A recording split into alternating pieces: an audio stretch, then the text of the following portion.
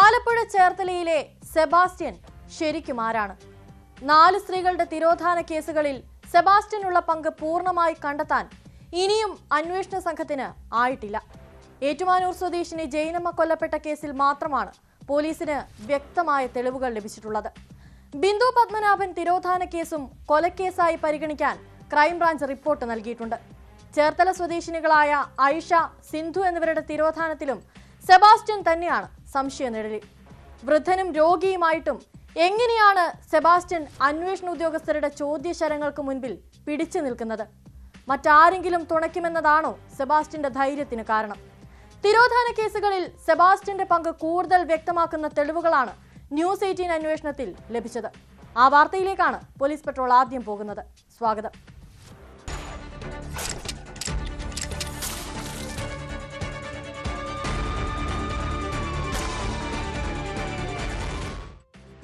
ചേർത്തലയിലെ സ്ത്രീകളുടെ കൊലപാതകത്തിലും തിരോധാനത്തിലും ദുരൂഹത ഉയർത്തുന്ന കൂടുതൽ സ്ഥലങ്ങളുള്ളതായി കണ്ടെത്തൽ. പ്രതി സെബാസ്റ്റ്യൻ സ്ഥിരമായി വന്നുപോയിരുന്ന വേളൂർവട്ടത്തെ ഭൂമിയും സംശയനിഴലിലാണ്. ബിന്ദു പത്മനാഭൻ, ഐഷ എന്നിവരെ കാണാതായ കാലഘട്ടങ്ങളിൽ ഈ സ്ഥലം ദീർഘകാലം സെബാസ്റ്റ്യൻ കൈവശം വെച്ചിരുന്നതായി അന്വേഷണ സംഘം കണ്ടെത്തിയിരിക്കുകയാണ്. റോസമ്മയുടെ പുരയിടത്തിലേതിന് സമാനമായി JCB ഉപയോഗിച്ച് ഭൂമി കുഴിക്കൽ ഉൾപ്പെടെ സെബാസ്റ്റ്യൻ ഇവിടെ നടത്തിയിട്ടുള്ളതായി ന്യൂസ് 18 നടത്തിയ അന്വേഷണത്തിലും സ്ഥിരീകരിച്ചു.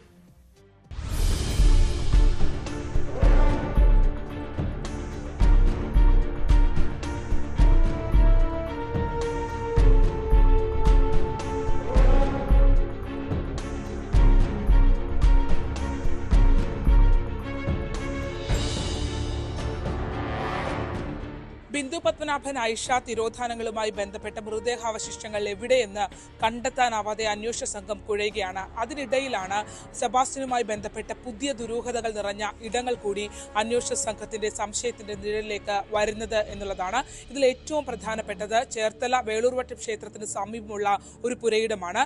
അത് വർഷങ്ങളായി സെബാസ്റ്റ്യൻ തന്റേതെന്ന പേരിൽ ഉപയോഗിച്ചിരുന്നു എന്നുള്ളതാണ് അന്വേഷണ സംഘത്തിനടക്കം കണ്ടെത്താൻ കഴിഞ്ഞിട്ടുള്ളത്. 2006 ബിന്ദു പത്മനാഭനെ കാണാതാകുന്നു. 2017 ബിന്ദു പത്മനാഭന്റെ കേസ് രജിസ്റ്റർ ചെയ്യപ്പെടുന്നു. അതായത് 2006 മുതൽ 2017 വരെയുള്ള കാലയളവിൽ 2013 ഐഷയും കാണാതാവുന്നു. ഈ കാലയളവിൽ സെബാസ്റ്റ്യൻ ഉപയോഗിച്ചു എന്ന് നാട്ടുകാർ കൂടി സ്ഥിരീകരിക്കുന്ന, അയാൾക്ക് യഥേഷ്ടം കൈകാര്യം ചെയ്യാൻ കഴിഞ്ഞ ഒരു സ്ഥലം എന്നുള്ള രീതിയിൽ നാട്ടുകാർ കൂടി നമ്മളോട് സ്ഥിരീകരിച്ച സ്ഥലങ്ങൾ സംബന്ധിച്ച വിശദാംശങ്ങളാണ് ന്യൂസ് 18 പുറത്തുവിടുന്നത്. വേളൂർവട്ടം ക്ഷേത്രത്തിനോട് ചേർന്നുള്ള ഈ ഭൂമി സെബാസ്റ്റ്യൻ വർഷങ്ങൾക്ക് മുമ്പ് തന്നെ അയാളുടെ സ്ഥിര സാന്നിധ്യം ഇവിടെ ഉണ്ടായിരുന്നുവെന്ന് പരിസരവാസിയായ വീട്ടമ്മ നമ്മളോട് സ്ഥിരീകരിച്ചു.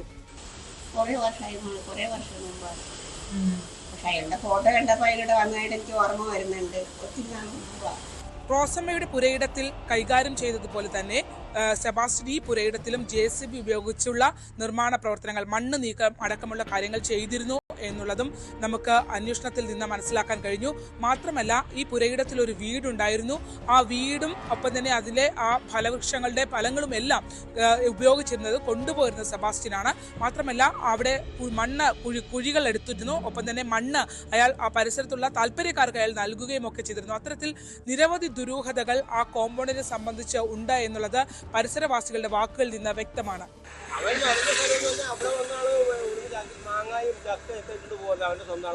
ഈ പ്രോപ്പർട്ടിയാ വീടില്ലല്ലോ ഇപ്പൊ വിളിച്ചാ ചെറിയ വീടില്ല, അതൊന്നും അല്ല ചേട്ടാ. അപ്പൊ ഞാൻ ചോദിക്കുന്നത്, ഇയാളെ വിൽക്കാൻ ഏൽപ്പിച്ചിരിക്കുന്ന പ്രോപ്പർട്ടി ആയിരുന്നു അത്? അല്ലല്ല, പിന്നെ ഇയാൾ ഇത്ര അധികാരം അവന്റെ സ്വന്തം ബന്ധുവാണെന്ന് പറഞ്ഞാൽ വരുന്നത്.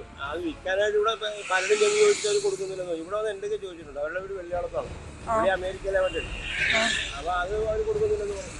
ഈ കേസിൽ അതായത് ജൈനമ്മ തിരോധാന കേസിൽ ഏറ്റവും നിർണായകമായ മൊഴി നൽകിയത് ഓട്ടോ ഡ്രൈവറായ മനോജാണ്. മനോജ് ഉൾപ്പെടെയുള്ള ആളുകൾ നമ്മളോട് ഈ പ്രോപ്പർട്ടി സെബാസ്റ്റ്യൻ്റെതാണ് എന്ന് പറഞ്ഞാണ് നമ്മളെ ഈ പ്രോപ്പർട്ടി കാണിച്ചു തരുന്നത്.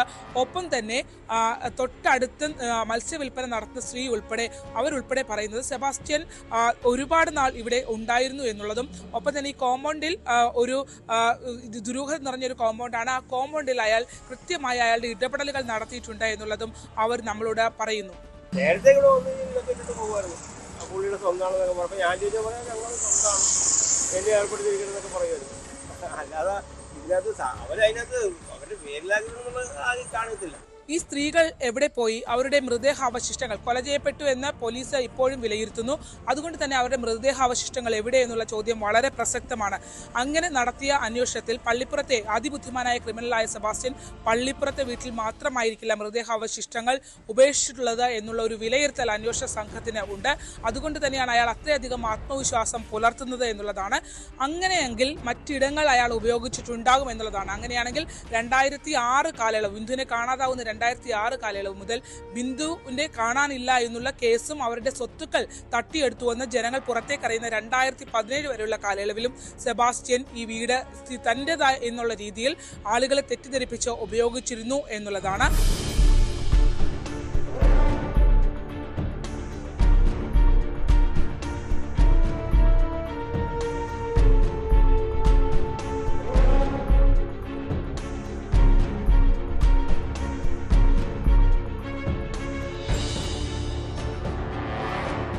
ആലപ്പുഴയിൽ നിന്നും ശരണ്യ സ്നേഹജൻ, ന്യൂസ് 18. പറഞ്ഞു തീർക്കാവുന്ന തർക്കങ്ങൾ പോലും കൊലപാതകങ്ങളിൽ കലാശിക്കുന്ന കാലമാണിത്. ഇടുക്കിയിൽ അമ്മയെ അസഭ്യം പറഞ്ഞ അയൽവാസിയെ മകൻ വെട്ടിക്കൊലപ്പെടുത്തി. ഇടുക്കി ബൈസൺ വാലി സ്വദേശി ഓലിക്കൽ സുധനാണ് കൊല്ലപ്പെട്ടത്. പ്രതി അജിത്ത് പോലീസ് കസ്റ്റഡിയിലാണ്.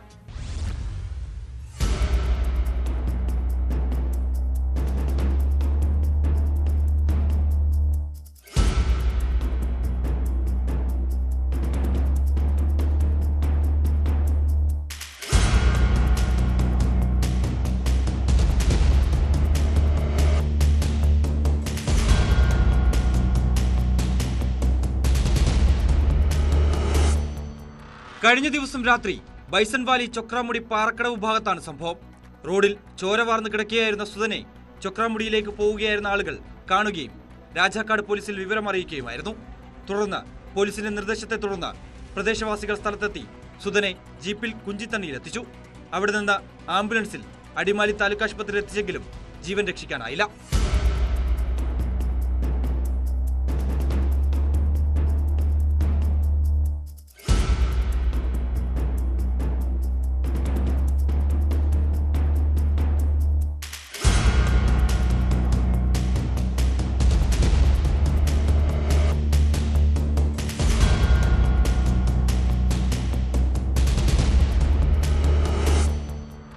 ഞാൻ വൈകുന്നേരം വീട്ടിലിങ്ങനെ ടി വി കണ്ടുകൊണ്ടിരുന്നപ്പോഴത്തേനും രാജാക്കാട് പോലീസ് സ്റ്റേഷനിൽ പോലീസുകാർ വിളിച്ചായിരുന്നു.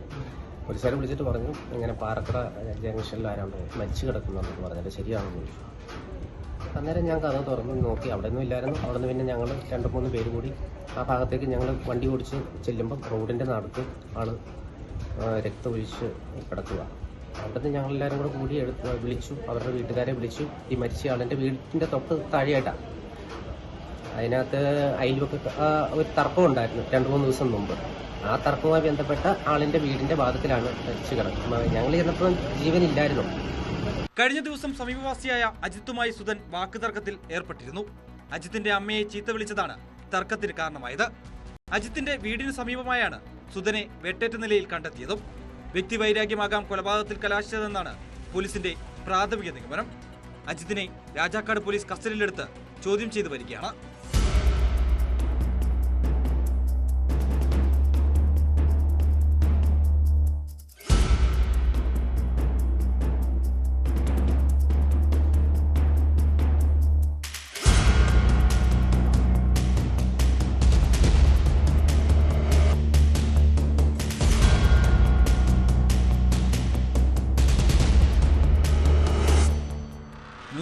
ഇടുക്കി 6 വർഷം മുൻപ് കാണാതായ കോഴിക്കോട് എലത്തൂർ സ്വദേശി വിജിൽ തിരിച്ചെത്തുമെന്ന പ്രതീക്ഷയിൽ കുടുംബം കാത്തിരിക്കുകയായിരുന്നു.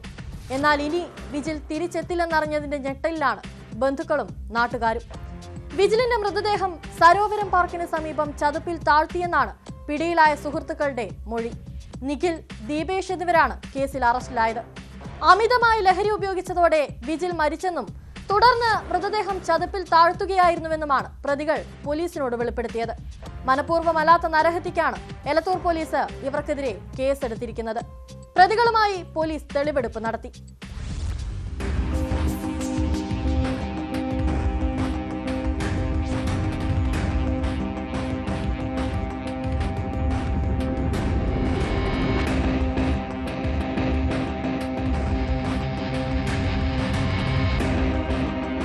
2019 മാർച്ച് 24-നാണ് കേസിനാസ്പദമായ സംഭവം നടന്നത്.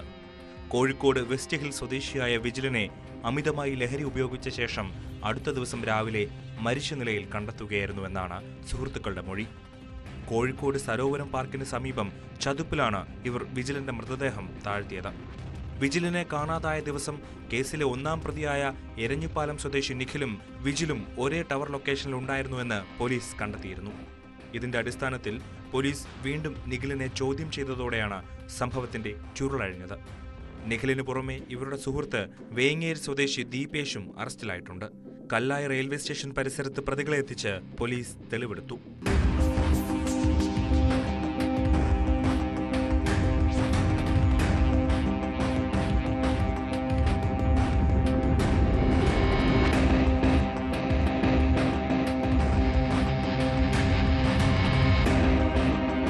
വിജിൽ മരിച്ചെന്ന് വ്യക്തമായതോടെ അച്ഛൻ വിജയന്റെയും അമ്മ വസന്തയുടെയും വർഷങ്ങൾ നീണ്ട കാത്തിരിപ്പിനാണ് ദുഃഖകരമായ വിരാമമാകുന്നത്.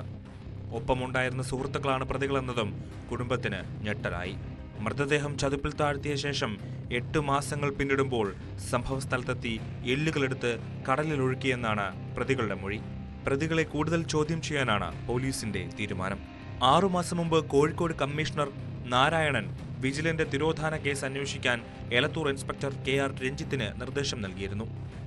മുൻപ് അന്വേഷണം നടത്തിയ ഉദ്യോഗസ്ഥർ രേഖപ്പെടുത്തിയ പ്രതികളുടെ മൊഴിയും പിന്നീട് പുതിയ അന്വേഷണ ഉദ്യോഗസ്ഥന് നൽകിയ മൊഴിയും തമ്മിലുള്ള വൈരുദ്ധ്യമാണ് പ്രതികളെ കുടുക്കിയത്. Elathur SI VT Harish Kumar, ASIമാരായ PK Suresh, C Ajith, CPOമാരായ Vaishakh, Prashant, Madhusoodanan എന്നിവരാണ് അന്വേഷണ സംഘത്തിൽ ഉണ്ടായിരുന്നത്.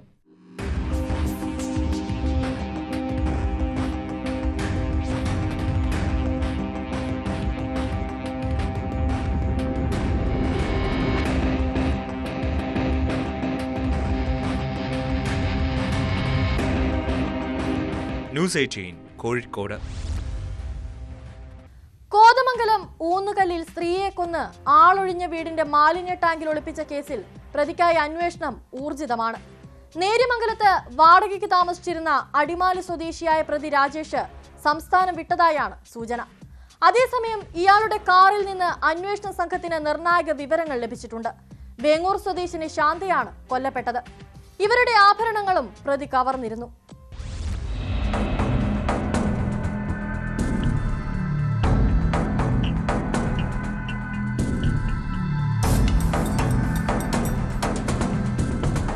കഴിഞ്ഞ 22-ാം തീയതിയാണ് ഊന്നുകല്ലിലെ ആളൊഴിഞ്ഞ വീടിന്റെ മാലിന്യ ടാങ്കിൽ മൃതദേഹം കണ്ടെത്തിയത്. കൊല്ലപ്പെട്ട വേങ്ങൂർ സ്വദേശിനി ശാന്തയുടെ സുഹൃത്തായ അടിമാലി സ്വദേശി രാജേഷിന്റെ കാറിൽ നിന്നാണ് നിർണായക വിവരങ്ങൾ ലഭിച്ചത്. കാർ ഫോറൻസിക് വിഭാഗം വിശദമായി പരിശോധിച്ചു. സംഭവത്തിന് ശേഷം പ്രതി കാർ ആക്സസറീസ് കടയിൽ ഏൽപ്പിച്ച് മുങ്ങുകയായിരുന്നു. സീറ്റ് കവർ മാറ്റാനെന്ന് പറഞ്ഞാണ് കാർ ഇവിടെ ഏൽപ്പിച്ചത്. പ്രതിക്കായി പോലീസ് അന്വേഷണം ഊർജിതമാക്കി. പ്രത്യേക അന്വേഷണ സംഘം വിവിധ സംഘങ്ങളായി തിരിഞ്ഞ് സംസ്ഥാനത്തിനകത്തും പുറത്തും അന്വേഷണം നടത്തിവരുന്നുണ്ട്.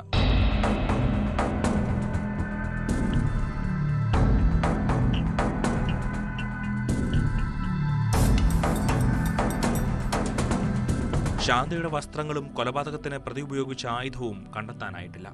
ഇവ കണ്ടെത്തുന്നതിന് വീടിനു സമീപത്തെ തോട്ടിലും പരിസരത്തുമായി അന്വേഷണ സംഘം പരിശോധന നടത്തിയിരുന്നു. 18-ന് വീട്ടിൽ നിന്നിറങ്ങുമ്പോൾ ശാന്ത ധരിച്ചിരുന്നത് ചുരിദാറായിരുന്നു. മാലിന്യ സംഭരണിയിൽ കിടന്നിരുന്ന മൃതദേഹത്തിൽ വസ്ത്രങ്ങൾ ഉണ്ടായിരുന്നില്ല. 12 പവന്റെ സ്വർണ്ണാഭരണം ഇവർ അണിഞ്ഞിരുന്നതായാണ് ബന്ധുക്കൾ പോലീസിനെ അറിയിച്ചത്. ഇതിൽ 9 പവന്റെ സ്വർണ്ണാഭരണം പ്രതി അടിമാലിയിൽ ജുവലറി പണി നടത്തുന്ന ഇതര സംസ്ഥാനക്കാർക്ക് വിൽക്കുകയും പകരം 3 പവന്റെ മാലയും 4 ലക്ഷത്തോളം രൂപയും വാങ്ങുകയും ചെയ്തതായി അന്വേഷണ സംഘം കണ്ടെത്തിയിട്ടുണ്ട്. കോതമംഗലത്തെ ഹോട്ടലിൽ കുക്കായിരുന്ന രാജേഷ് തന്നെ തേടി കുറുപ്പമ്പടി പോലീസ് എത്തിയതറിഞ്ഞതോടെയാണ് മുങ്ങിയത്.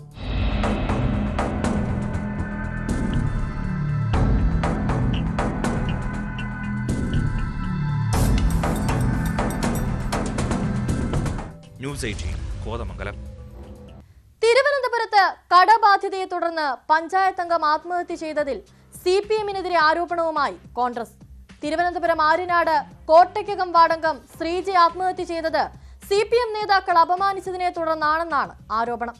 പഞ്ചായത്ത് പ്രസിഡന്റ് ഉൾപ്പെടെ 4 പേർക്കെതിരെ കുടുംബം പരാതി നൽകി.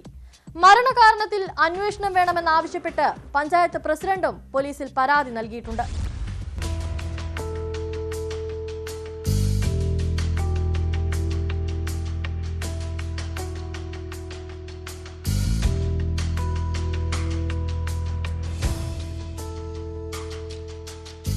പലരിൽ നിന്ന് 20 ലക്ഷത്തോളം രൂപ കടം വാങ്ങിയ ശ്രീജയെ പുലർച്ചെയാണ് ആത്മഹത്യ ചെയ്ത നിലയിൽ കണ്ടെത്തിയത്. ആസിഡ് കുടിച്ചായിരുന്നു മരണം. ശ്രീജയ്ക്കെതിരെ CPM പ്രതിഷേധ യോഗം സംഘടിപ്പിച്ചിരുന്നു.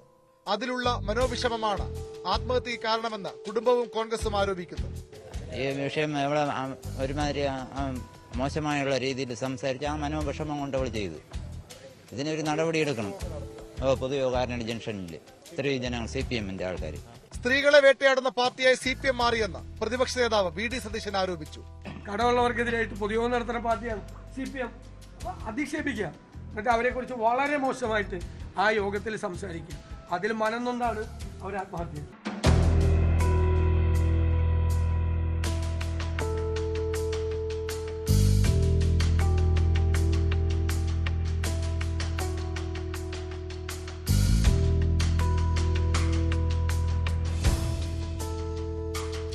ആരോപണങ്ങൾ നിഷേധിച്ച പഞ്ചായത്ത് പ്രസിഡന്റ് ശ്രീജ നേരത്തെയും ആത്മഹത്യക്ക് ശ്രമിച്ചിരുന്നതായും പറഞ്ഞു. കടം വാങ്ങിയ തുക തിരികെ ആവശ്യപ്പെട്ട നിരവധി ആളുകൾ പഞ്ചായത്ത് ഓഫീസിലെത്തിയിരുന്നു. പഞ്ചായത്ത് അംഗത്തിന്റെ കടം തീർക്കാൻ കോൺഗ്രസ് മുൻകൈ എടുക്കണമെന്ന ആവശ്യപ്പെട്ടായിരുന്നു സമരമെന്നും CPM. നേരത്തെ ഇവർ പൈസ കൊടുക്കും. ആളുടെ സ്ഥിരം വന്നുകൊണ്ടിരിക്കുകയാണ്. വല്ലാത്ത രീതിയിലൊരു മാനസികാവസ്ഥയാണ് അവർക്കുള്ളത്. ഇനി അതിലുള്ള ആരെങ്കിലും എന്തെങ്കിലും ചെയ്യുമെന്നുള്ള ഒരു ഭയപ്പാടാണ് ഇപ്പോൾ നമുക്കുണ്ടായിരുന്നത്. നേരത്തെ രണ്ടുപേരിലും അങ്ങോട്ടും ഇങ്ങോട്ടായിരുന്നു. രണ്ടിലും ഒരു ജീവനും അല്ലെങ്കിൽ ഒരു ആപത്തും ഉണ്ടാവരുതെന്ന ആഗ്രഹമാണ് നമുക്കുള്ളത്. അതനുസരിച്ച് നമ്മൾ പരമാവധി ഇടപെടുന്നതിലേക്ക് വേണ്ടി ശ്രമിച്ചിട്ടുണ്ട്. കടം പെരുകിയതോടെ കുറച്ചുനാൾ ശ്രീജ വീട് വിട്ട് മാറി നിന്നിരുന്നു. ആ സമയത്തും ഇവർക്കെതിരെ CPMന്റെ പ്രതിഷേധവും പ്രചാരണവും ഉണ്ടായിരുന്നു. ആശുപത്രിക്ക് മുന്നിലും ആര്യനാട് പോലീസ് സ്റ്റേഷനിലും കോൺഗ്രസ് പ്രവർത്തകർ പ്രതിഷേധിച്ചു. സ്ഥലത്തെത്തിയ അരുവിക്കര MLA G. സ്റ്റീഫനെ തടഞ്ഞു. പഞ്ചായത്ത് പ്രസിഡന്റിനെതിരെയും പ്രതിഷേധമുണ്ടായി.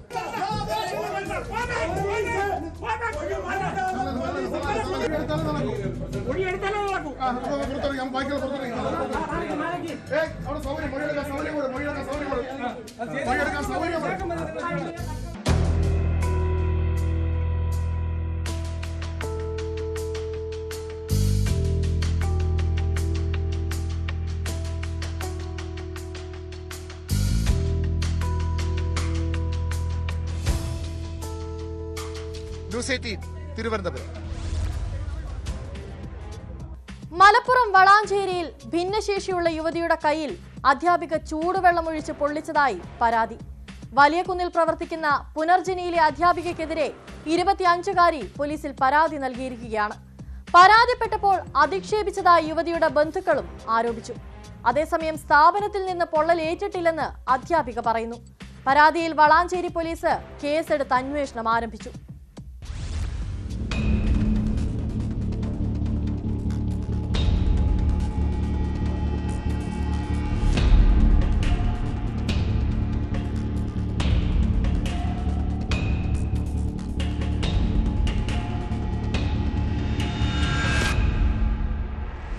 മലപ്പുറം വളാഞ്ചേരി വലിയകുന്നിൽ ഭിന്നശേഷിക്കാർക്കായി പ്രവർത്തിക്കുന്ന പുനർജനി എന്ന സ്ഥാപനത്തിനെതിരെയാണ് എടയൂർ സ്വദേശിനിയായ 25-കാരി പരാതി നൽകിയത്. കൈത്തണ്ടയിൽ ചൂടുവെള്ളം ഒഴിച്ച് പൊള്ളിച്ചെന്നാണ് പരാതി. പെൺകുട്ടിയുടെ കൈത്തണ്ടയിൽ പൊള്ളലേറ്റ മുറിവുമുണ്ട്. കഴിഞ്ഞ 8-ാം തീയതി പുനർജനിയിൽ നിന്ന് യുവതി തിരികെ വീട്ടിലെത്തിയപ്പോഴാണ് പൊള്ളലേറ്റതായി കണ്ടത്. ഇത് ചോദിച്ചപ്പോൾ ആദ്യം പന്ത് തട്ടിയതാണെന്നും പിന്നീട് ആവർത്തിച്ച് ചോദിച്ചപ്പോൾ അധ്യാപിക ചൂടുവെള്ളം ഒഴിച്ചതാണെന്നും പെൺകുട്ടി മാതാവിനോട് പറഞ്ഞു.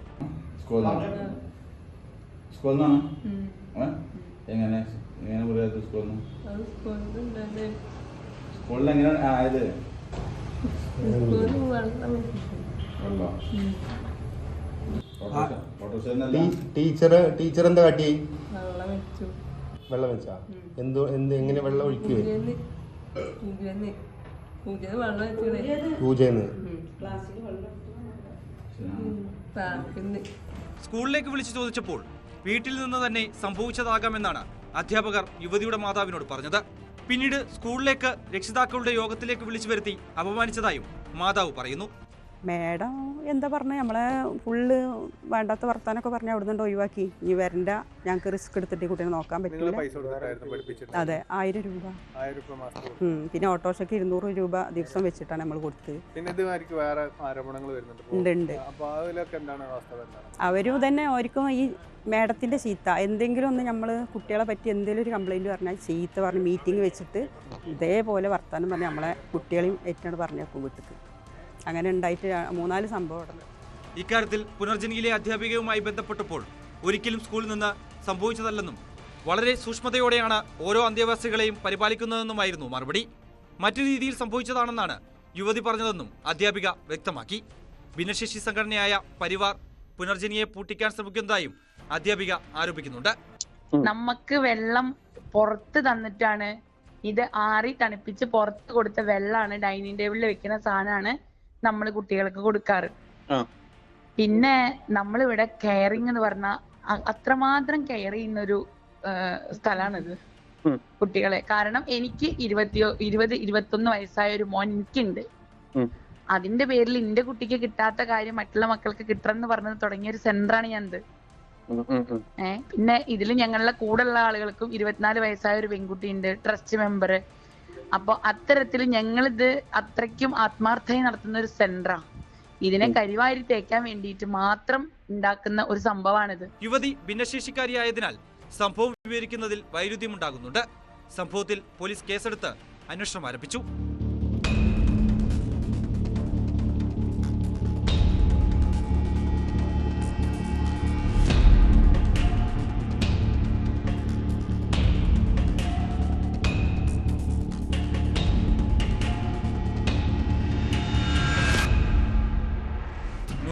തിരൂർ. കോഴിക്കോട് ഉള്ളിയേരിയിലെ സ്വകാര്യ ക്ലിനിക്കിൽ ലാബ് ജീവനക്കാരിക്കെതിരെ അതിക്രമം നടത്തിയ പ്രതി പിടിയിൽ. പരപ്പനങ്ങാടി ചെറുമംഗലം കാഞ്ഞിരക്കണ്ടി വീട്ടിൽ മുഹമ്മദ് ജാസിനാണ് പിടിയിലായത്. ജീവനക്കാരിയെ കടന്നു പിടിക്കുന്നതിന്റെയും തള്ളിയിട്ട് ബലാത്കാരത്തിന് ശ്രമിക്കുന്നതിന്റെയും ദൃശ്യങ്ങൾ പുറത്തു വന്നിട്ടുണ്ട്. യുവതി ചെറുത്തതോടെ ഓടി രക്ഷപ്പെട്ട പ്രതിയെ പോലീസ് പിന്നീട് പിടികൂടുകയായിരുന്നു.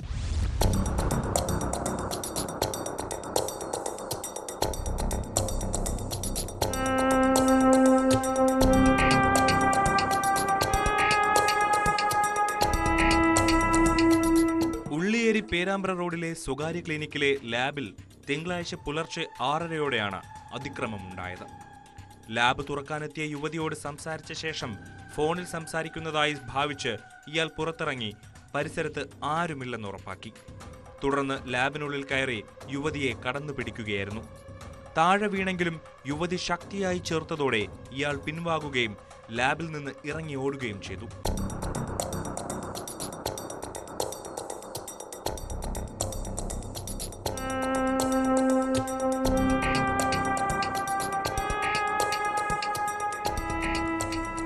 പ്രതി ജീവനക്കാരിയെ കടന്നു പിടിക്കുന്നതിന്റെയും പിന്നീട് ലാബിൽ നിന്ന് ഓടി രക്ഷപ്പെടുന്നതിന്റെയും CCTV ദൃശ്യങ്ങളാണ് പുറത്തു വന്നത്. യുവതി ബഹളം വച്ചതോടെ സമീപത്തെ ഹോട്ടൽ ജീവനക്കാർ ഇയാളെ പിന്തുടർന്നെങ്കിലും പിടികൂടാനായില്ല. പ്രതി പരപ്പനങ്ങാടി സ്വദേശി മുഹമ്മദ് ജാസിനെ ചൊവ്വാഴ്ച രാവിലെ 11 മണിയോടെ കുന്നമംഗലത്തു നിന്നാണ് പോലീസ് പിടികൂടിയത്. കുറ്റകൃത്യ സമയത്ത് ധരിച്ച വസ്ത്രം തെളിവ് നശിപ്പിക്കുന്നതിനായി ഇയാൾ ഉള്ളിയേരി അങ്ങാടിക്കടുത്ത് ഉപേക്ഷിച്ചിരുന്നു. ഇതിൽ നിന്ന് ലഭിച്ച മൊബൈൽ ഫോൺ നമ്പർ കേന്ദ്രീകരിച്ച് നടത്തിയ അന്വേഷണത്തിലാണ് പ്രതിയെ പോലീസ് പിടികൂടിയത്. ജോലി തേടിയെത്തിയ ഇയാൾ വഴിയിലൂടെ നടന്നു പോകുമ്പോൾ ജീവനക്കാരി ലാബ് തുറക്കുന്നത് കണ്ട് അകത്ത് കയറി ആക്രമിക്കുകയായിരുന്നു. ഇയാൾക്കെതിരെ സമാനമായ മറ്റു 3 കേസുകൾ കൂടി വിവിധ സ്റ്റേഷനുകളിൽ നിലവിലുണ്ടെന്ന് പോലീസ് അറിയിച്ചു.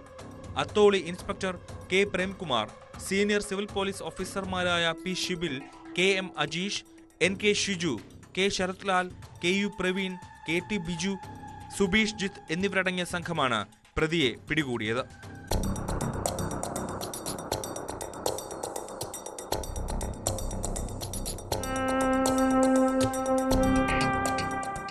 ന്യൂസ് 18 കോഴിക്കോട്. പത്തനംതിട്ട പന്തളത്ത് മദ്യലഹരിയിൽ സഹോദരങ്ങൾ തമ്മിലുള്ള അടിപിടിയിൽ ഒരാൾക്ക് കുത്തേറ്റു. പന്തളം മുട്ടാർ കുരീക്കാവ് സ്വദേശി അജിലിനെയാണ് സഹോദരൻ അഖില് കുത്തി പരിക്കേൽപ്പിച്ചത്. ഗുരുതരമായ പരിക്ക് പറ്റിയ അജിലിനെ അടൂരിലെ സ്വകാര്യ ആശുപത്രിയിൽ പ്രവേശിപ്പിച്ചു. സഹോദരൻ അഖിലിനെ പോലീസ് കസ്റ്റഡിയിലെടുത്തു.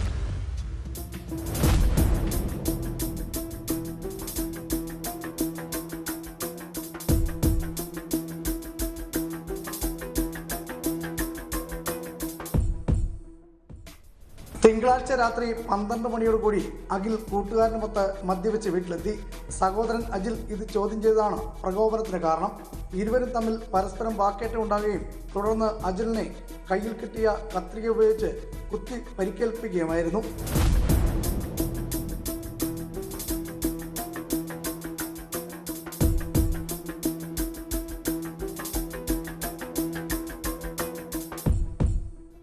വയറ്റിൽ കുത്തേറ്റ് ഗുരുതരമായി പരിക്ക് പറ്റിയ അജിലിനെ അടൂരിലെ സ്വകാര്യ ആശുപത്രിയിൽ പ്രവേശിപ്പിച്ചു.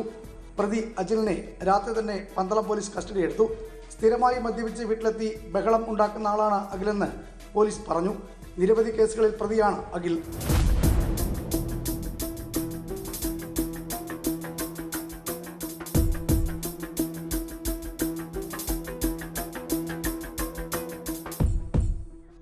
ന്യൂസ് 18 പത്തനംതിട്ട. ആലപ്പുഴ ചേർത്തലയിൽ കിടപ്പ് രോഗിയായ അച്ഛനെ ക്രൂരമായി മർദ്ദിച്ച കേസിൽ ഇരട്ടകളായ മക്കൾ അറസ്റ്റിലായിരിക്കുകയാണ്.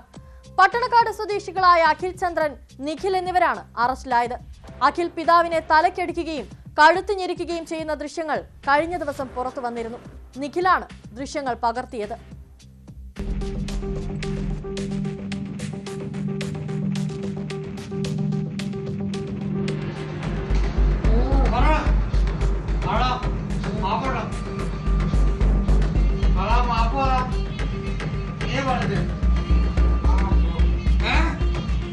ഞായറാഴ്ച രാത്രി 10:30 സംഭവം. അഖിൽ പിതാവും കിടപ്പ് രോഗിയുമായ ചന്ദ്രശേഖരൻ നായരെ മടിയിലിരുത്തിയ ശേഷം ക്രൂരമായി ഉപദ്രവിക്കുകയായിരുന്നു. അമ്മയെ നോക്കി നിർത്തി പിതാവിനെ പിടിച്ചുലച്ച ശേഷം തലക്കടിക്കുകയും കഴുത്ത് ഞെരിക്കുകയും ചെയ്തു. അച്ഛനെ അഖിൽ ഉപദ്രവിക്കുമ്പോൾ നിഖിൽ നിർദ്ദേശങ്ങൾ നൽകിക്കൊണ്ട് ദൃശ്യങ്ങൾ ഫോണിൽ പകർത്തി. അക്രമത്തെ ചിരിച്ചുകൊണ്ട് അയാൾ പ്രോത്സാഹിപ്പിക്കുകയായിരുന്നു.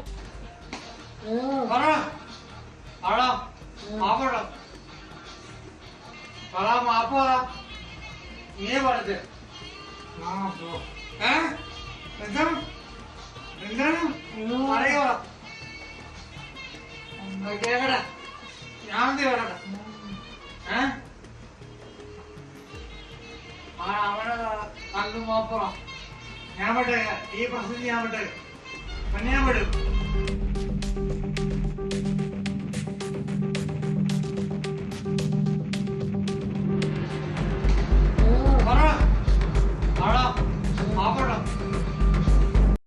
ഇരുവരും മദ്യലഹരിയിലായിരുന്നുവെന്നും പോലീസ് പറയുന്നു.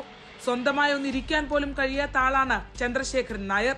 കിടപ്പ് രോഗിയായി ശരീരമാകെ ക്ഷീണിച്ച അവസ്ഥയിലുള്ള പിതാവിനെയാണ് അമ്മയുടെ മുൻപിൽ വെച്ച് മർദ്ദിച്ചത്. 2 വർഷങ്ങൾക്ക് മുമ്പും പിതാവിനെ ആക്രമിച്ചതിന് ഇരുവർക്കുമെതിരെ പോലീസ് കേസെടുത്തിട്ടുണ്ട്. അക്രമ ദൃശ്യങ്ങൾ തൊട്ടടുത്തുള്ള മൂത്ത സഹോദരനും സുഹൃത്തുക്കൾക്കും അയച്ചു കൊടുത്തതോടെയാണ് പോലീസിന് ലഭ്യമായത്. അതോടെ ഒളിവിൽ പോയ പ്രതികളെ പിടികൂടുകയായിരുന്നു.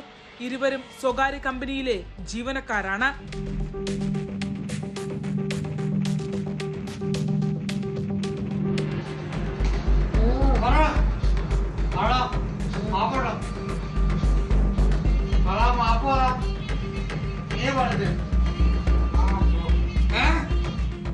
ന്യൂസ് 18 ആലപ്പുഴ.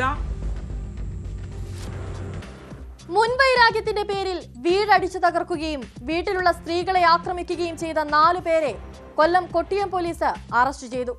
ഉമേനല്ലൂർ സ്വദേശികളായ അനസ്, അജ്മൽ, ഷിഹാൻ, ദിൽഷാദ് എന്നിവരാണ് പോലീസ് പിടിയിലായത്. പ്രതികൾ മാരകായുധങ്ങളുമായി എത്തുന്ന CCTV ദൃശ്യങ്ങളും പോലീസിന് ലഭിച്ചിട്ടുണ്ട്.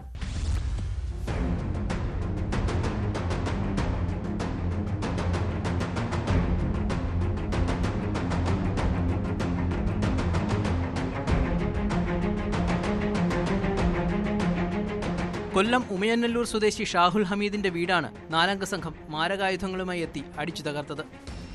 സംഭവത്തിൽ ഉമയന്നല്ലൂർ സ്വദേശികളായ അനസ്, അജ്മൽ, ഷിഹാൻ, ദിൽഷാദ് എന്നിവരാണ് പിടിയിലായത്. സംഭവത്തിൽ പോലീസ് പറയുന്നത് ഇങ്ങനെ: 5 വർഷങ്ങൾക്ക് മുമ്പ് മുഹമ്മദ് ഷാഫിയുമായി ഉണ്ടായ വ്യക്തിവിരോധമാണ് ആക്രമണത്തിന് കാരണം. ലഹരിക്ക് അടിമകളായ പ്രതികൾ മുമ്പ് പേരയം യുവസംഗമം ക്ലബിന് മുന്നിൽ വെച്ച് മുഹമ്മദ് ഷാഫിയെ ആക്രമിച്ചിരുന്നു. കഴിഞ്ഞ ദിവസം പ്രതികളുടെ വീട്ടിൽ ആരോ അന്വേഷിച്ചു ചെന്നു എന്നാരോപിച്ചായിരുന്നു ആക്രമണം. മുഹമ്മദ് ഷാഫി പറഞ്ഞുവിട്ട ആളുകളാണ് തങ്ങളെ അന്വേഷിച്ചെത്തിയതെന്ന് പറഞ്ഞായിരുന്നു ആക്രമണമെന്ന് പോലീസ് പറയുന്നു.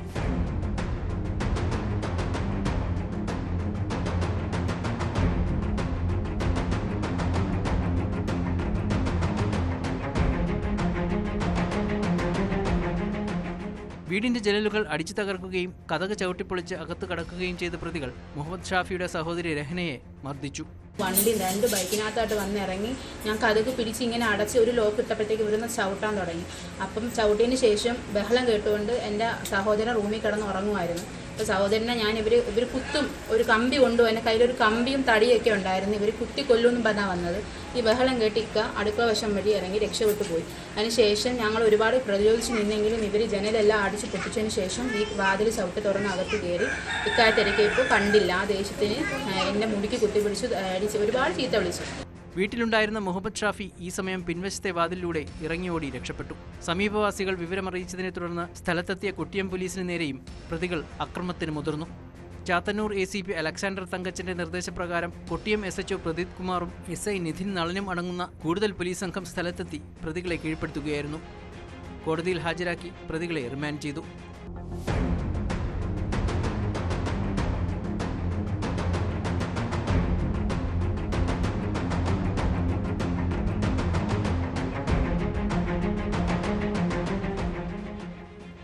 ന്യൂസ് 18 കൊട്ടാരക്കര.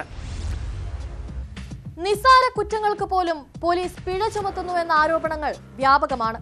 എന്നാൽ വേലി തന്നെ വിളവ് തിന്നാലോ? പെറ്റി കേസുകളുടെ കണക്കിൽ തട്ടിപ്പ് നടത്തി ലക്ഷങ്ങൾ തട്ടിയ പോലീസ് ഉദ്യോഗസ്ഥ എറണാകുളത്ത് അറസ്റ്റിലായിരിക്കുകയാണ്. മൂവാറ്റുപുഴ ട്രാഫിക് പോലീസ് സ്റ്റേഷനിലെ റൈറ്ററായിരുന്ന ശാന്തി കൃഷ്ണനാണ് അറസ്റ്റിലായത്.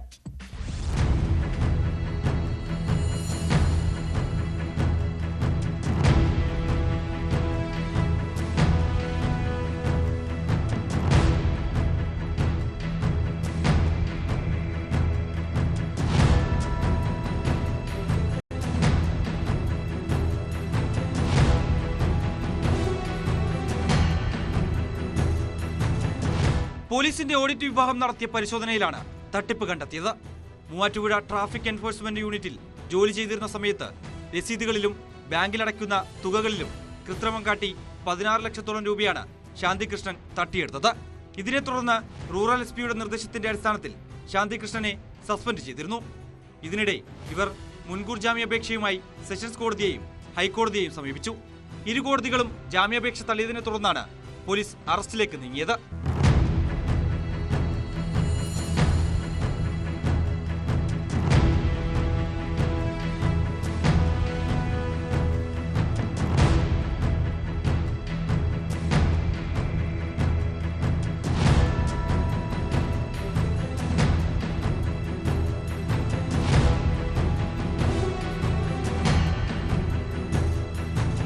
മുൻകൂർ ജാമ്യാപേക്ഷ കോടതിയുടെ പരിഗണനയിലുള്ള സമയത്തും സ്വന്തം വീട്ടിൽ നിന്നും ശാന്തികൃഷ്ണൻ മാറി നിന്നിരുന്നു.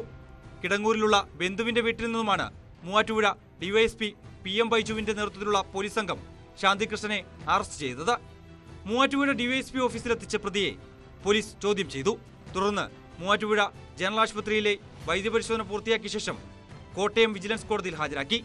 ശാന്തികൃഷ്ണന്റെ വീട്ടിൽ നടത്തിയ പരിശോധനയിൽ നിരവധി രേഖകളും കണ്ടെത്തിയിട്ടുണ്ട്.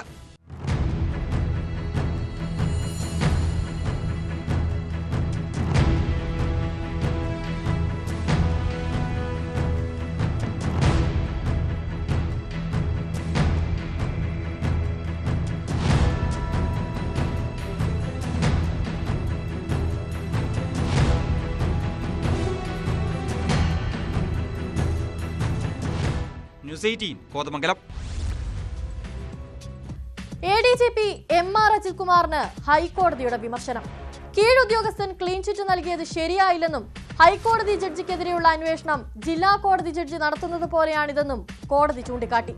ക്ലീൻ ചിറ്റ് തള്ളിയ വിജിലൻസ് കോടതിയുടെ നടപടി സ്റ്റേ ചെയ്യണമെന്നാവശ്യപ്പെട്ടാണ് അജിത് കുമാർ ഹൈക്കോടതിയെ സമീപിച്ചത്.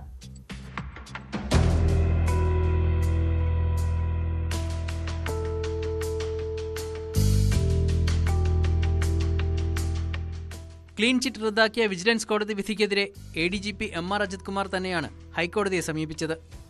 MR അജിത് കുമാറിനെതിരെ ആരാണ് അന്വേഷണം നടത്തിയതെന്ന് ഹൈക്കോടതി ആരാഞ്ഞു. ഉന്നത ഉദ്യോഗസ്ഥനാണോ അതോ ജൂനിയർ ഉദ്യോഗസ്ഥനാണോ അന്വേഷിച്ചത്? ജൂനിയർ ഉദ്യോഗസ്ഥൻ അന്വേഷിച്ചതിൽ അസ്വാഭാവികത ഇല്ലേ എന്ന് ഹൈക്കോടതി ചോദിച്ചു. ഹൈക്കോടതി ജഡ്ജിക്കെതിരെ രജിസ്ട്രാർ അന്വേഷണം നടത്തിയാൽ എങ്ങനെയിരിക്കുമെന്ന് കോടതി വാക്കാൽ പരാമർശിച്ചു. സർക്കാർ ഉദ്യോഗസ്ഥർക്കെതിരെ കേസെടുക്കുമ്പോൾ പാലിക്കേണ്ട നിയമങ്ങൾ പാലിച്ചിട്ടുണ്ടോ എന്ന് പരിശോധിക്കേണ്ടതുണ്ടെന്നും കോടതി പറഞ്ഞു. പാലിച്ചിട്ടില്ല എന്ന് അജിത് കുമാർ മറുപടി നൽകി. എല്ലാ നടപടിക്രമങ്ങളും പാലിച്ചതായി കാണുന്നില്ലെന്ന് കോടതിയും പറഞ്ഞു. PC ആക്ടിലെ സെക്ഷൻ 70 പ്രകാരം സർക്കാരിന്റെ അപ്രൂവൽ ആവശ്യമാണെന്ന് കോടതി വ്യക്തമാക്കി. തുടർന്ന് ഇക്കാര്യത്തിലടക്കം വിശദീകരണം നൽകാൻ PV അൻവറിനോട് കോടതി ആവശ്യപ്പെട്ടു. കേസിൽ വിജിലൻസിനോടും ഹൈക്കോടതി മറുപടി തേടി. മുൻകൂർ അനുമതി വാങ്ങിയാണോ അന്വേഷണം നടത്തിയതെന്നും വിജിലൻസ് സ്വീകരിച്ച നടപടിക്രമങ്ങൾ സംബന്ധിച്ച് വിശദീകരണം നൽകണമെന്നും ഹൈക്കോടതി ആവശ്യപ്പെട്ടു. പ്രോസിക്യൂഷൻ അനുമതിയില്ലാതെ കേസെടുത്ത മജിസ്ട്രേറ്റ് കോടതി നടപടിയിൽ വീഴ്ചയെന്നും ഹൈക്കോടതി പറഞ്ഞു. വിജിലൻസ് കോടതിയുടെ നടപടിക്രമത്തിൽ നിയമപ്രശ്നമുണ്ടെന്നാണ് ഹൈക്കോടതിയുടെ നിരീക്ഷണം. വിജിലൻസ് കോടതി ഉത്തരവിലെ നിയമപ്രശ്നങ്ങളാണ് പരിശോധിക്കുന്നതെന്നും രാഷ്ട്രീയ പ്രശ്നങ്ങൾ പരിശോധിക്കുകയല്ല കോടതിയുടെ ചുമതലയെന്നും ഹൈക്കോടതി വ്യക്തമാക്കി. വിജിലൻസിന്റെ റിപ്പോർട്ട് കൃത്യമായി പരിശോധിക്കാതെ ക്ലീൻ ചിറ്റ് തള്ളിയ വിജിലൻസ് കോടതിയുടെ നടപടി സ്റ്റേ ചെയ്യണമെന്നാവശ്യപ്പെട്ടാണ് അജിത് കുമാർ ഹൈക്കോടതിയെ സമീപിച്ചത്. അന്വേഷണ നടപടികൾ സ്റ്റേ ചെയ്യണോ എന്നതിൽ ഹൈക്കോടതി ബുധനാഴ്ച വിധി പറയും. ഒരു MLA മാധ്യമങ്ങളിലൂടെ നടത്തിയ പൊതു ആരോപണങ്ങൾ മാത്രമാണ് പരാതിയായി കോടതിയിലെത്തിയതെന്നും പരാതിക്ക് വിശ്വാസയോഗ്യമായ മറ്റ് തെളിവുകളൊന്നും ഉണ്ടായിരുന്നില്ലെന്നുമാണ് അജിത് കുമാറിന്റെ വാദം.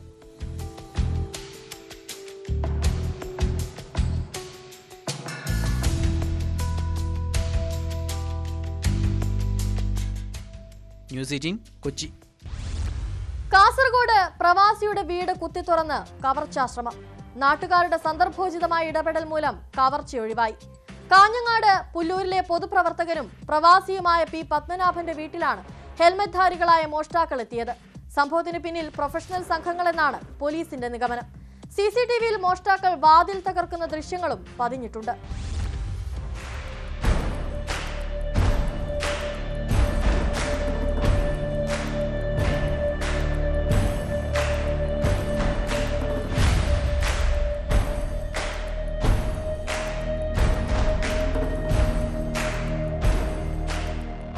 പുല്ലൂരിലെ പ്രവാസിയുടെ വീട്ടിൽ വാതിൽ പൊളിച്ചാണ് കവർച്ചാശ്രമം നടന്നത്.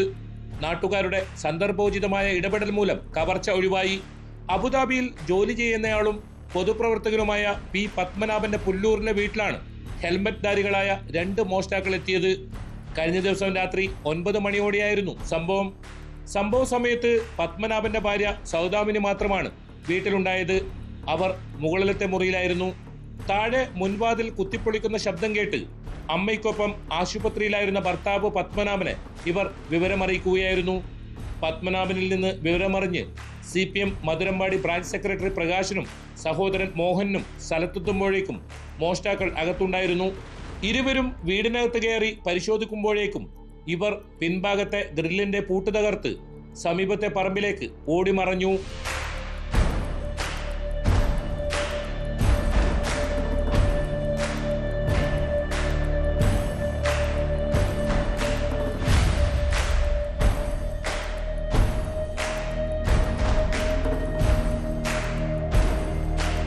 രണ്ട് ചെറുപ്പക്കാർ ശരിക്ക് ഹെൽമെറ്റ് വെച്ച് മാസ്ക് ധരിച്ച് ഗ്ലൗസ് ഒക്കെ ഇട്ടിട്ട് ഒരു നീല ജീൻസും കറുത്ത ടീഷർട്ടും പിന്നെ നീല ജീൻസും ഒരു യെല്ലോ ടീഷർട്ടുമായിട്ട് 2 പേര് മതിൽ കയറിക്കൊണ്ട് വരികയും പിന്നെ ഒരു 15 മിനിറ്റോളം ഫ്രണ്ട് ഡോറ് മാക്സിമം എല്ലാം നശിപ്പിക്കുന്ന രീതിയിൽ കുത്തി കൊടുക്കുക. അപ്പോൾ വൈഫ് മുകളിലുണ്ടായിരുന്നു, മുകളിലത്തെ പിന്നെ റൂമിലുണ്ടായിരുന്നു.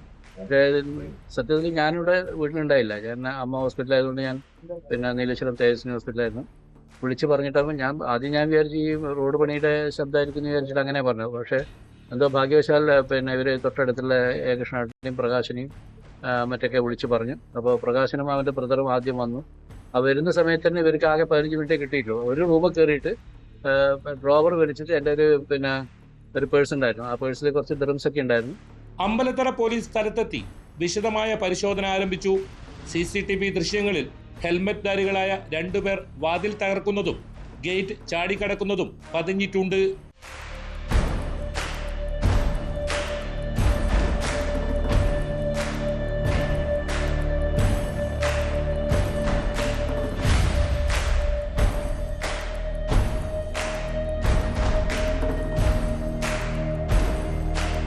മോഷ്ടാക്കൾ ഇവിടെ നിന്ന് കവർന്ന 1.5 ലക്ഷത്തോളം രൂപയുടെ ദിർഹവും മോഷ്ടാക്കളുടെ ബാഗും ഉപേക്ഷിച്ച നിലയിൽ അടുക്കള ഭാഗത്ത് നിന്ന് കണ്ടെത്തി. കവർച്ചയ്ക്ക് പിന്നിൽ പ്രത്യേക പരിശീലനം ലഭിച്ചവരാണെന്നാണ് പോലീസിന്റെ സംശയം. സമയം നേരത്തെ തെരഞ്ഞെടുത്തത് കവർച്ചക്കാർക്കിടയിലുള്ള പുതിയ രീതിയാണെന്ന് പോലീസ് വിലയിരുത്തുന്നു.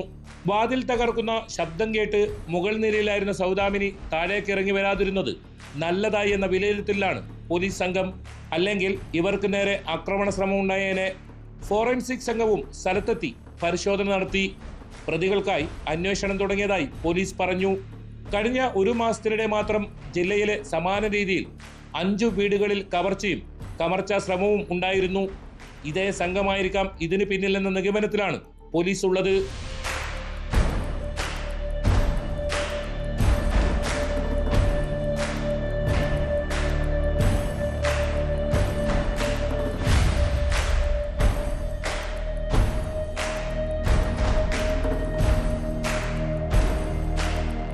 ന്യൂസ് 18 കാസർഗോഡ്.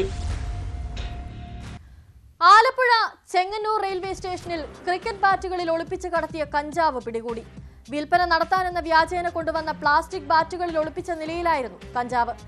വിവേക് എക്സ്പ്രസിൽ നിന്ന് വെസ്റ്റ് ബംഗാൾ സ്വദേശി റിബിഹുൽ ഹഖാണ് പിടിയിലായത്.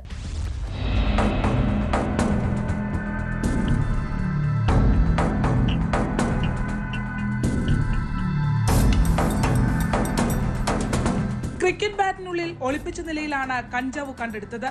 റെയിൽവേ പ്രൊട്ടക്ഷൻ ഫോഴ്സിനും എക്സൈസിനും ലഭിച്ച രഹസ്യവിവരത്തിന്റെ അടിസ്ഥാനത്തിലാണ് പരിശോധന നടത്തിയത്. 16 ക്രിക്കറ്റ് ബാറ്റുകളിലായി 13.5 കിലോഗ്രാം തൂക്കം വരുന്ന കഞ്ചാവാണ് പിടികൂടിയത്. ഒഡീഷയിൽ നിന്നാണ് കഞ്ചാവ് ലഭ്യമായതെന്ന് റബീഹുൽ ഹക്ക് പോലീസിനെ അറിയിച്ചു.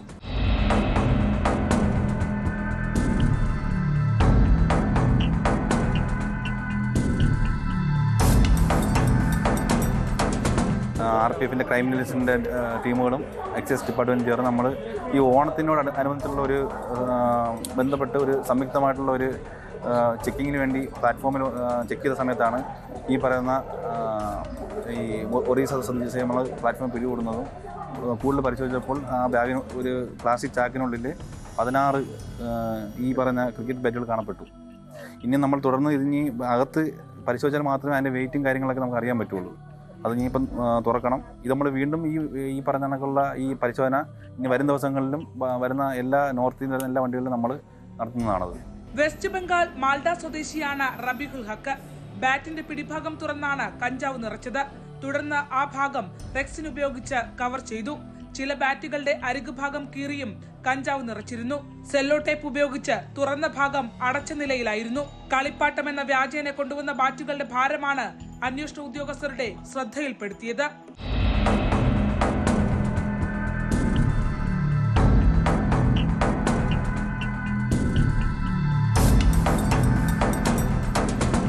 RPF crime intelligence officer Jibin, inspector Dileep VT, assistant sub ഇൻസ്പെക്ടർമാരായ Price Mathew, Philip John, Girikumar, head constable G Vipin എന്നിവരുടെ സംഘമാണ് പ്രതിയെ പിടികൂടിയത്. ഓണം ഉൾപ്പെടെയുള്ള വിശേഷ ദിവസങ്ങൾ കണക്കിലെടുത്താണ് ലഹരി എത്തിച്ചതെന്നാണ് കണക്കുകൂട്ടൽ. വിവേക് എക്സ്പ്രസിൽ എത്തിയവരിൽ റബീഹുൽ ഹക്ക് മാത്രമാണോ പ്രതിയെന്നും RPF പരിശോധിച്ചു വരികയാണ്.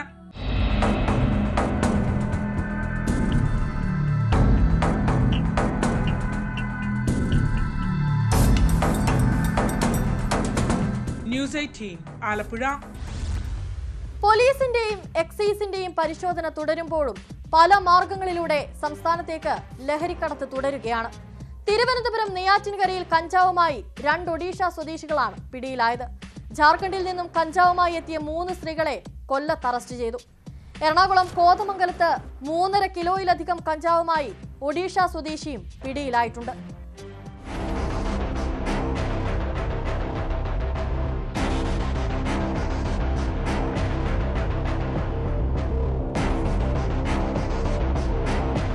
രണ്ടു കേസുകളിലായി 7 കിലോ കഞ്ചാവാണ് നെയ്യാറ്റിൻകരയിൽ എക്സൈസ് സംഘം പിടികൂടിയത്. ഒഡീഷ സ്വദേശികളായ അമിത് കുമാർ അഗർവാൾ, ധർമ്മ മാലിക് എന്നിവരാണ് പിടിയിലായത്. ട്രെയിൻ മാർഗം എത്തിയ ശേഷം KSRTC ബസ്സിൽ കേരളത്തിലേക്ക് കടക്കുമ്പോഴാണ് ഇവർ പിടിയിലായത്. അമിത് കുമാറിൽ നിന്ന് 4 കിലോ കഞ്ചാവും ധർമ്മ മാലിക്കിൽ നിന്ന് 3 കിലോ കഞ്ചാവുമാണ് പിടിച്ചത്.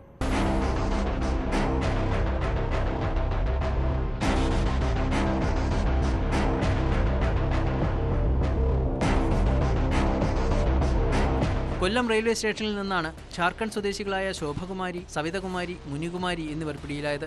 റെയിൽവേ പോലീസും ഡാൻസ് ഓഫ് ടീമും നടത്തിയ പരിശോധനയിലാണ് ഇവർ പിടിയിലായത്. ബാഗിൽ ഒളിപ്പിച്ച നിലയിൽ 23 കിലോ കഞ്ചാവ് കണ്ടെത്തി. തിരുവനന്തപുരത്ത് ഉണക്കമീൻ കമ്പനിയിൽ ജോലി ചെയ്യുന്ന ഇവർ കൊല്ലത്ത് കച്ചവടത്തിനായാണ് കഞ്ചാവ് എത്തിച്ചത്.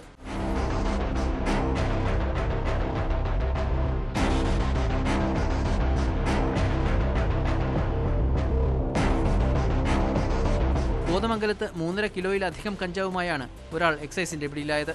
എക്സൈസ് ഇൻസ്പെക്ടർ സിജോ വഗീസിന്റെ നേതൃത്വത്തിലുള്ള പ്രത്യേക അന്വേഷണ സംഘം കോഴിപ്പള്ളിയിൽ നിന്നാണ് ഒഡീഷ സ്വദേശി ഭിമോ ബിറോയെ പിടിച്ചത്. ഒഡീഷയിൽ നിന്ന് ട്രെയിൻ മാർഗം വൻതോതിൽ കഞ്ചാവ് കേരളത്തിലെത്തിച്ച് വിൽപ്പന നടത്തുന്ന സംഘത്തിലെ അംഗമാണ് പ്രതി. വിവിധ ബ്യൂറോകൾക്കൊപ്പം ന്യൂസ് ഡെസ്ക് ന്യൂസ് 18. കുറ്റകൃത്യങ്ങളുടെ മറ്റു ചില വാർത്തകൾ ചുരുക്കത്തിൽ. ലൈംഗിക അതിക്രമ പരാതിയിൽ ചവറ കുടുംബ കോടതി ജഡ്ജി ഉദയകുമാറിന് സസ്പെൻഷൻ. ഹൈക്കോടതി അഡ്മിൻ കമ്മിറ്റിയാണ് ഉദയകുമാറിനെ സസ്പെൻഡ് ചെയ്തത്. ഇടുക്കി നെടുങ്കണ്ടം പുഷ്പകണ്ടത്ത എക്സൈസ് സംഘം വീണ്ടും കോട കണ്ടെത്തി നശിപ്പിച്ചു. ആൾതാമസമില്ലാത്ത വീട്ടിൽ നിന്നാണ് കന്നാസുകളിലായി സൂക്ഷിച്ച 270 ലിറ്റർ കോട കണ്ടെടുത്തത്. മലപ്പുറം കുറ്റിപ്പുറം കൊടക്കലിൽ യുവാവിനെ വെട്ടി പരിക്കേൽപ്പിച്ചു. കൊടക്കല് സ്വദേശി വിഷ്ണുവിനാണ് കഴുത്തിന് വെട്ടേറ്റത്. ഗുരുതരമായി പരിക്കേറ്റ യുവാവിനെ വളാഞ്ചേരി നടക്കാവ് ആശുപത്രിയിൽ പ്രവേശിപ്പിച്ചു. ആക്രമണത്തിന്റെ കാരണം വ്യക്തമല്ല. പ്രതികൾക്കായി പോലീസ് അന്വേഷണം തുടങ്ങിയിട്ടുണ്ട്. ഇന്നത്തെ പോലീസ് പട്രോൾ ഇതോടെ പൂർണ്ണമാവുകയാണ്. നമസ്കാരം.